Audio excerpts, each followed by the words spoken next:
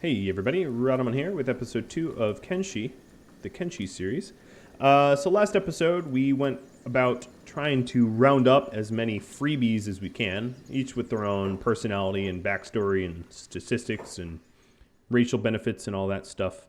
Now I'm trying to recruit one more, Dr. Chung, and here he is. So let's go ahead and add him to our merry band of misfits. And then we're going to try to very carefully get back towards Squin. Navigating the swamp ninjas, the red sabers, crazy bugs that eat you alive. Hopefully get back to Squin in one piece is the goal. So I'm sort of weaving my way there now. As you can see, there are fights happening kind of all around me. The swamps are not that tough. The bugs are pretty tough, but the ninjas, the swamp ninjas and the red sabers are some of the easiest factions that you can face. Or maybe not easiest, but they're not going to melt you in a moment like some enemies can.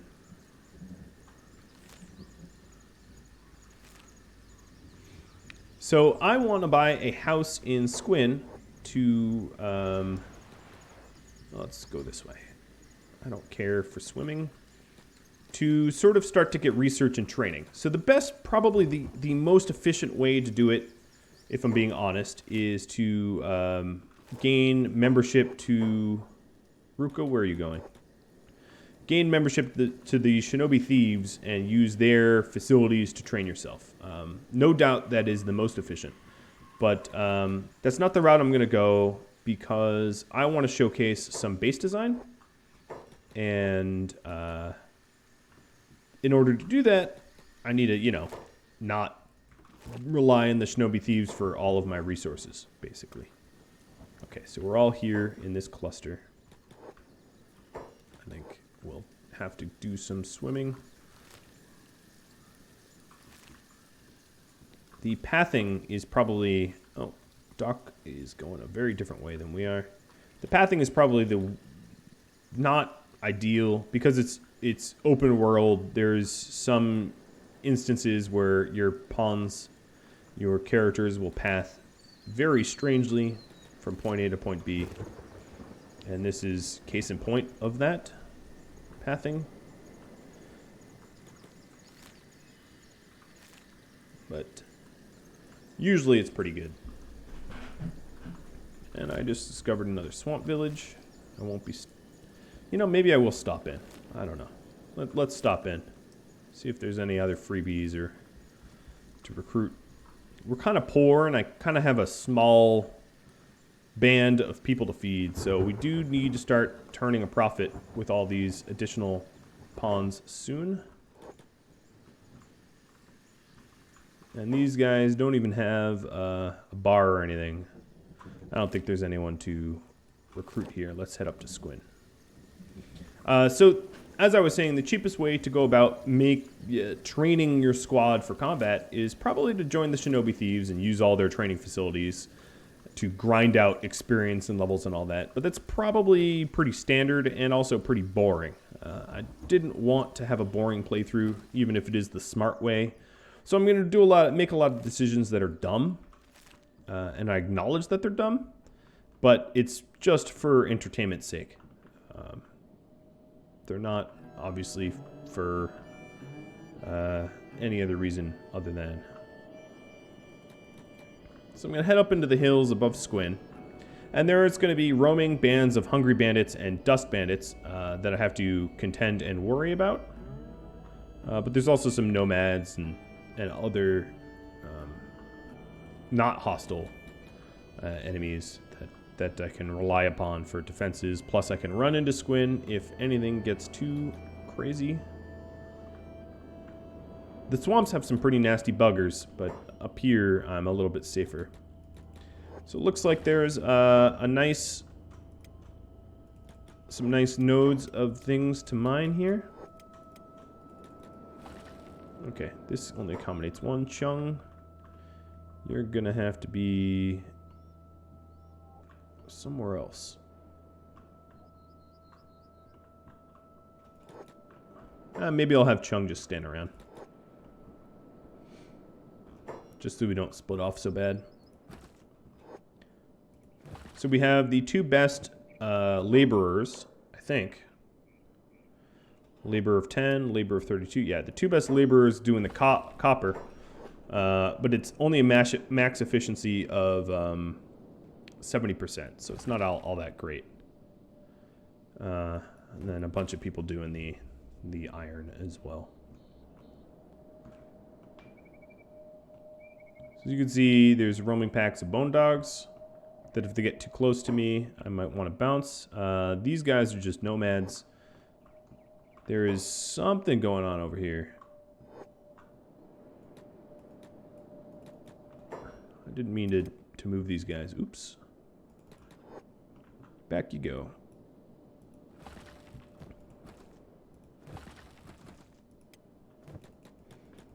And while I'm going to assign, if you hold shift, you can assign it as a job.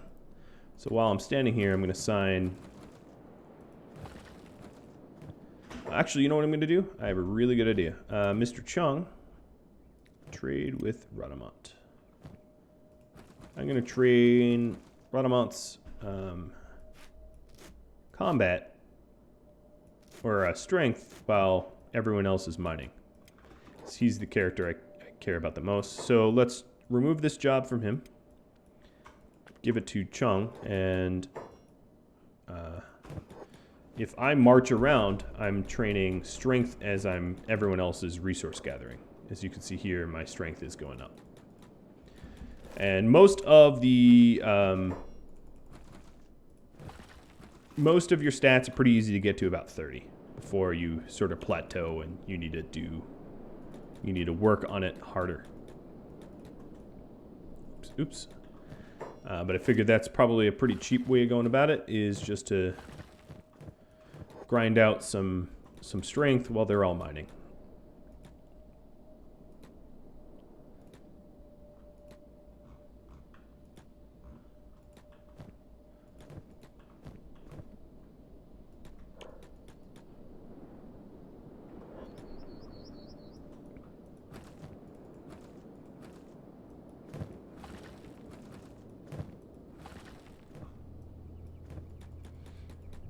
And we are building up money to buy a house in Squin. And the reason being, if you immediately build a house, it's going to get raided by bandits constantly. But if you buy one in town, the town guards can help you out. So that's why I'm going that route. Because there is no way I'm going to be able, in my current state, to defend against roaming waves of enemies. I'm not wealthy, I'm not equipped, I'm not trained or skilled. So I know my limitations here. But I'm working on it. So what I'll do is I'll fill all their inventories with these metal, and that should give me plenty of building materials and the upfront cash to buy the house, hopefully.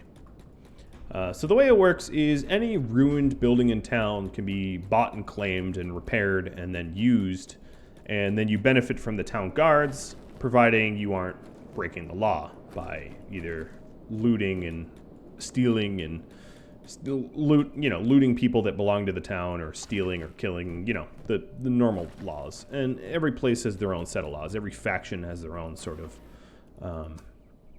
set of laws. Some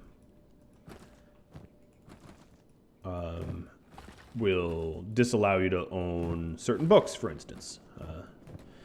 Some are slavers, some aren't, so on and so forth. So, drugs, etc., etc. They all have their own certain set of code of ethics, so to speak, that you have to adhere to or perish. All right, so we're really starting to fill up now. I know it's not the most interesting. This is a really bad slice, honestly, of what gameplay feels and looks like. This game, as I mentioned before, is very, very slow to build up. It's like Game of Thrones, right? If your intro to Game of Thrones was like the Iliad, where they're just mentioning a bunch of names and people belong to these houses, and I mean, it would be a big turnoff. But if you turned off from it then, you'd obviously be missing the good parts, which is like, you know, the giant story. So this game is open world, and you kind of do have to make up your own story, but it does build in a very, very cool way. So early on, of course, yes, there's not a lot to do. You do have to train up, but it does have its payoffs. Same with a game like Mountain Blade. When you start playing Mountain Blade, unless your difficulty's turned all the way down, you know, everybody one-shots you, and you don't have the stats to really lead an army or really even more than a few people. And then eventually you and your allies build up enough strength that you can start leading bigger armies and taking castles on and stuff like that. And this game is very much akin to that sort of progression system, where you start off weak and pathetic, and then eventually you become whatever you want. I mean, if you could become a warlord in this game, for instance, if you so choose. So as you can see here, we are getting our inventories pretty nice and full. We're almost ready to do that town trip with all this metal that we have. And this is a really good way to train laboring. Obviously, I'm laboring for this stuff. And then eventually marching it into town, not that we're going very far, trains strength. As you can see with Rodamont, he's now strength 5, where he was 1 before. So even just marching around in circles with a full bag full of ore has helped.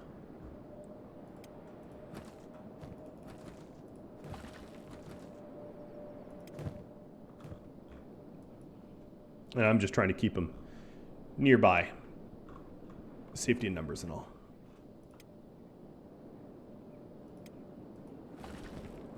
This, of course, will make you very hungry. Laboring like this increases your hunger rate. All right, so I think we're full. Let me make sure. Yep, we are definitely full. So we're going to reconvene and slowly walk into town. What is this? Wildlife of wolves. Okay. It's pretty close by. I'm not really in a position to take on a bunch of wolves either. Luckily, we're pretty close to town. Hopefully, I won't have to ditch my oars and run to town like a flea. So as you can see, all these characters, like Mew, for instance, can benefit from training her strength. Same with Green. Some of these characters are really puny. And it takes a lot of work. All right, so what are you? You're probably hungry bandits. No, escaped servants.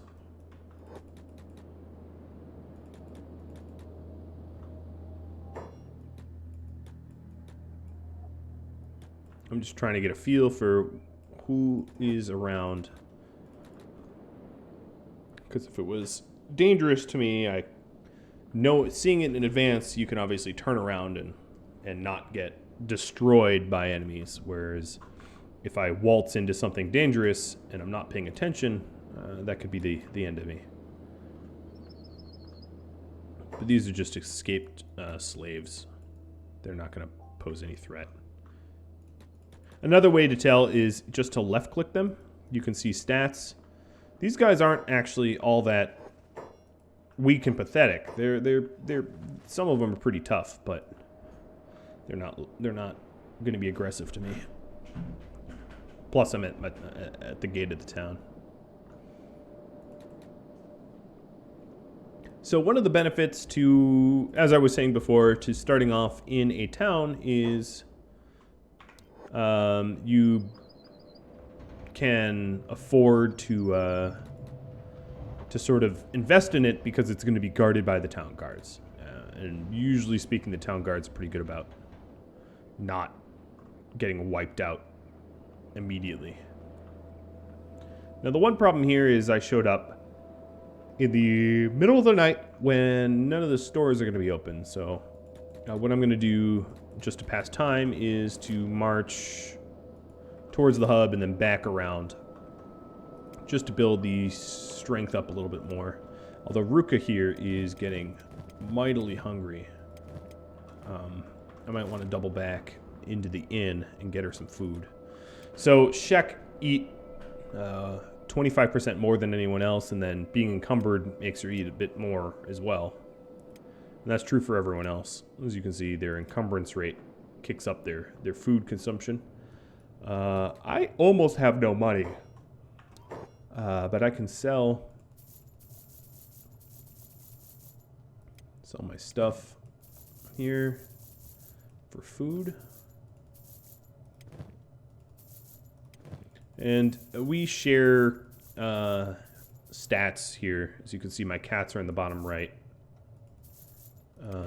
Cats are the currency. And on every one of my guys, I am buying 2 food except for the Shek.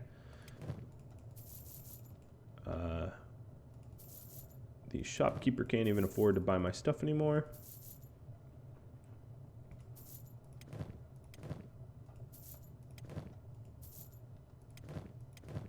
That's a good sign. That's a sign that I made some money.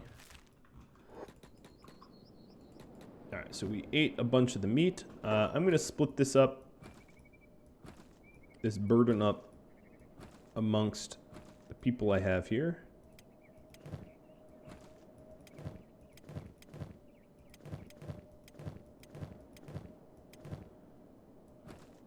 Alright, so everyone's carrying like a rock or two. What are you out here? You are bone dogs. So some tips I received. I should have probably led with this, but Roger Marks mentioned that it's not always most efficient to get iron. It's actually pretty efficient to, copper. Sometimes it's more efficient to get the iron. What's going on up here?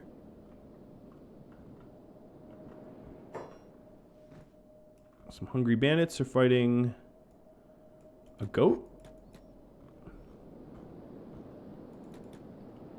Kind of strange. Yes, so let's go back to the mining spot. Do a little bit more resource gathering. And then we can... Oh, here's the morning. Then we can sell the remainder of our metals and buy a house and start fixing it up.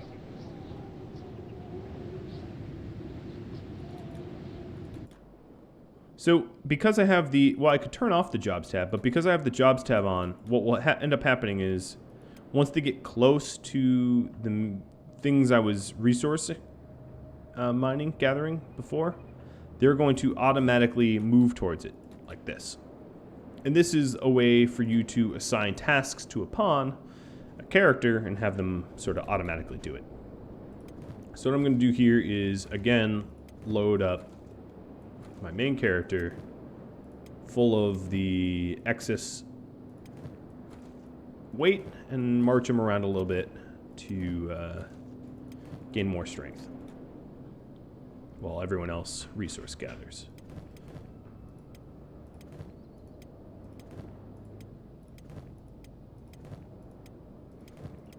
As you can see, Ruka has gone through her food. I bought her more than anyone else, and she ate it pretty quickly.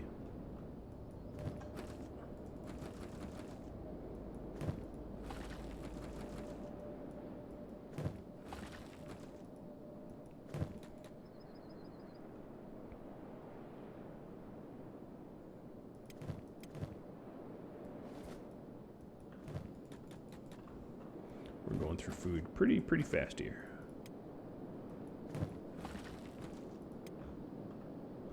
All this manual labor will do that.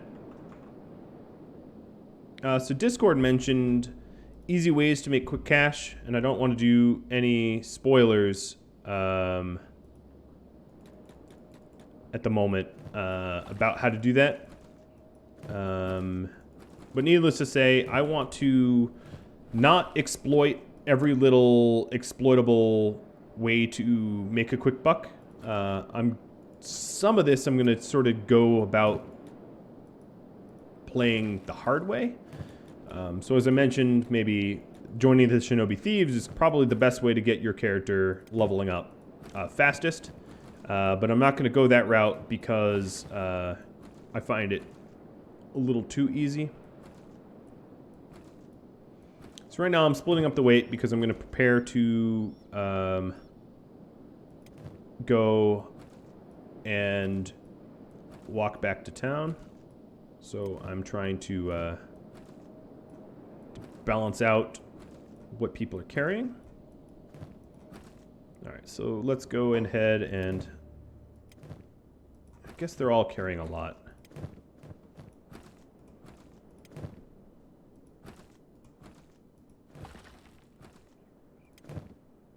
Mew and Hobbs.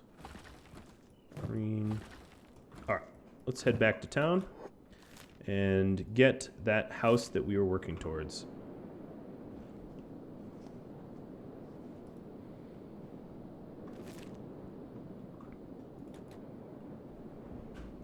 Who are you? You are starving bandits. They probably won't pick a fight with me because I outnumber them considerably. I love the desert shimmer effect. It's nice. And we've been stat training here. So obviously, as you can see, it really has paid off. My total weight went up from 18 to 25. I can carry more weight now. Who are you? Slave mongers. All right, well.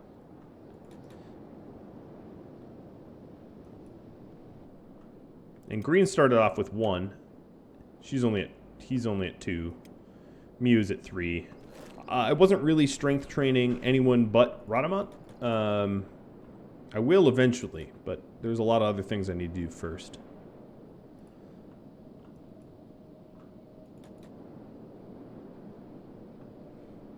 Alright, so now we're heading into town.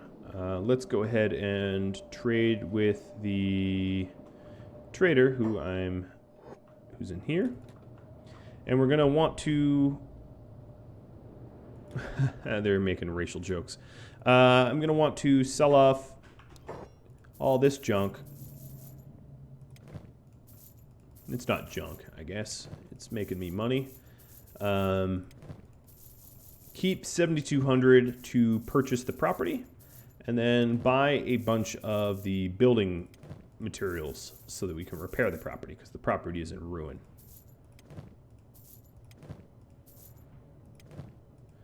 All right. Yes, that's what we're going to do right now. So let's go ahead. Oop, let's buy this corner place here. Is 7,200 for sale. And then on someone that has building materials, you right click and you can just go and repair. So Green is adding materials and everyone else is adding their materials, and now everyone can contribute to building, and we need to add 12 more materials to get this built. But before I do that, I'm going to need to definitely buy some additional food. So let's go into the bar. So I have about 4,000 left over, and that will get me some materials for sure. But I definitely want to keep everyone well fed. Being starving puts you at somewhat of a disadvantage. Alright, 3 of them already ate. So let's check again. And if they have no food in their inventory, we'll buy some more. Actually, I'll just buy 1 extra fish for everyone. Green probably doesn't need it because he eats half as much as everyone else. But alright, there we go. Now, if I want building materials, probably the best place to buy bulk building materials is a town that is around here. Yeah, you can check my gear. but it's very dangerous. So let's make sure that we are weightless on everyone. Okay, everyone is in fact weightless, meaning we run at max speed, because we're heading somewhere that will be very, very easy for us to get dead, I guess. So I kind of, yeah, we're headed to High Village. Now, High Village won't want Green there, because Green is an outcast of the High Village.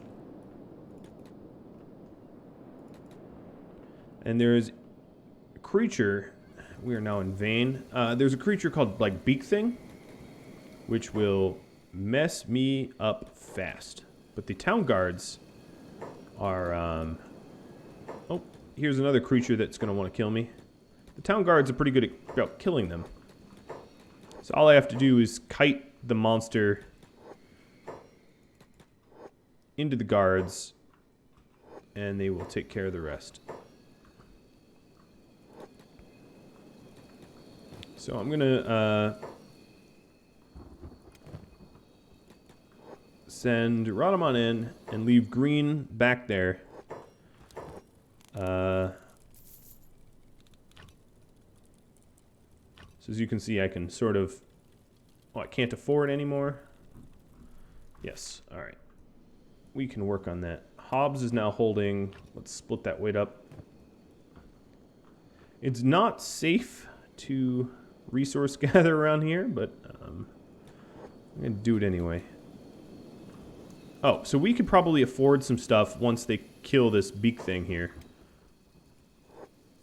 I'm going to go in for the steel, grab some of the animal skin that was on the Beak Thing, and I'll be able to sell that, and then send Ruka in and do that on this creature, and then maybe Dr. Chung on this creature. This is a really easy way to make money. It's kind of cheesy because basically you're profiting off of the town guards doing a lot of work for you, but I'm poor, and in the interest of my sanity and time, I'm going to make a buck where I can make a buck quickly. Yeah, these town guards picked a lot of fights with a lot of little creatures. So I'm definitely going to be able to make plenty of money off of this. The meat I'm not grabbing is like tainted and therefore not worth much. Hemet, right? Yeah, Hemet. And these things, one of them could have killed my whole squad, just to give you an idea of how tough these guards are. Alright. I'm going to send everyone in to trade except for Green, and then Green will have to just give his stuff to... oh, I'm in the wrong building. Those are just Garu. They're not going to pick a fight. Because they won't even trade with me if Green's around. Now, this raw food can't really be eaten by most of my guys. Alright, so there's some building materials.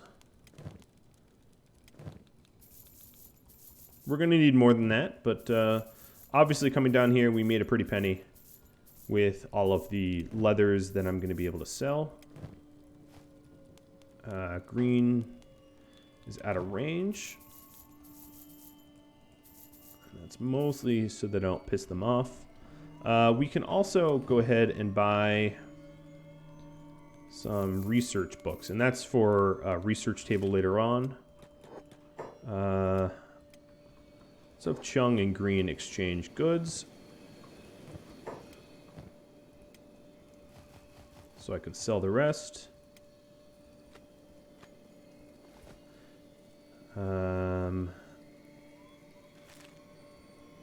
I guess it can keep one raw meat.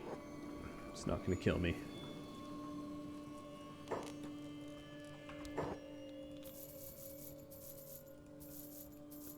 Alright, so we definitely got some building materials off of them, and we have a lot more money. Let's go ahead and bounce out of here and go back to where we came from. but I need to make sure not to run into any of those beak things on my way out.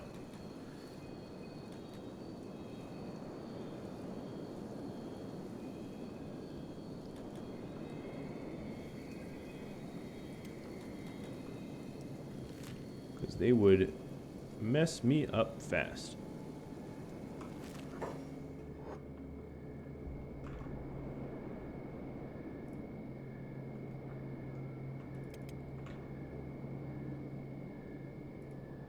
And I don't want to die. The thing is, I'm actually up on my half hour. I didn't accomplish my... Well, I sort of accomplished my goal. A little bit. Let me get all the way back to Squin. It's probably a good place to save for the day. As you can see, I've got my own house in progress. And that's going to allow me to do some training and research and stuff like that. It will really have its own benefits. So if you have any tips for me, have any suggestions for me, drop me a line. I would love to hear them. I read a lot about how to sort of survive the most I can. Obviously, the more tips, the merrier. I do want to sort of showcase as much of the gameplay mechanics as I can, which means building my own towns, and then I'll take suggestions from there about where I go from there. So thank you for tuning in to episode 2, which would be the foundations of a home, I guess. And I hope you tune in next time. Adios, everybody.